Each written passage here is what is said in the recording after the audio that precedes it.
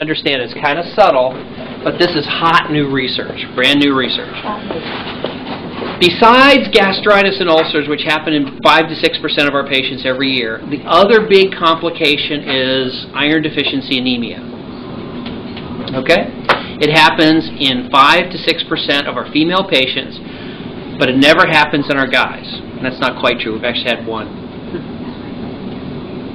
So wait a minute. It happens to a lot of our female patients, almost never to our guys. Now it turns out, even if you don't have an MGB and go out into the society of America, lots of women have low iron. About 3%. 3% of women have low iron. And they haven't got an MGB, and almost no men have low iron. If you're a guy with low iron and you go to your doctor's office, you know what they say? We have to find the cancer. Because it's so uncommon for men to have low iron, whereas it's very common for women to have low iron. Why? Because every month they throw away a couple of pads full of iron. Okay? That's in your menstrual cycle. So, back to our patients post-op, the very first thing we need to tell you is don't donate blood, don't give away iron in your blood, and think very carefully about your menstrual cycle. If you're losing a lot of blood there, stop it. Go talk to your gynecologist and consider the various treatments that can decrease your blood loss. That's job number one. Now, number two, I bet you nickel, if you've got low iron, your doctor has prescribed to you some iron tablets. Okay? They're not quite worthless, but they're next door to worthless. Why?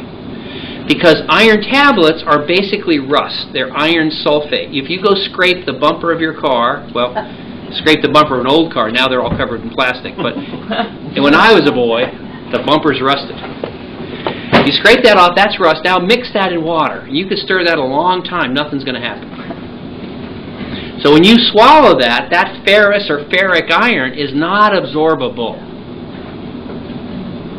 So many of our patients have had to have intravenous iron to build up their iron. And that's a good choice. But more importantly is new news. So here's what you want to write down.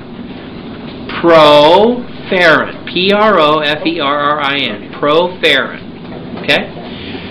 A bunch of, I guess they're scientists, doctors, food researchers, I don't know who did it. They noted that you and I can absorb iron from meat easily. Because the iron molecule, the iron ion, is wrapped in the hemoglobin molecule. So when you and I eat steak, the iron that's in that steak can be easily absorbed. So one possibility would be just send you out and eat tons of steak. But that's kind of hard to do. So what they said, hi, good morning. So what they said is, why don't we wrap the iron molecule in a little protein peptide kind of hemoglobin-like ring, and maybe we can absorb it better. And so they did that. They thought they had something. Then they said, how can we test it? We have to find somebody who's losing blood every day and test and compare those people when they were getting their intravenous iron and compare it to those people who get the proferrin. Where can we find people who are losing blood every day? At the dialysis center. So they went to the dialysis center, talked to the nephrologist, and the nephrologist said, we have to transfuse our nephrology dialysis patients every month, every couple months, because they're all losing iron every day in the artificial kidney pump. So the researcher said, stop it. Don't give them any more iron. We're going to just give them the proferrin, and 95% never had to have IV iron.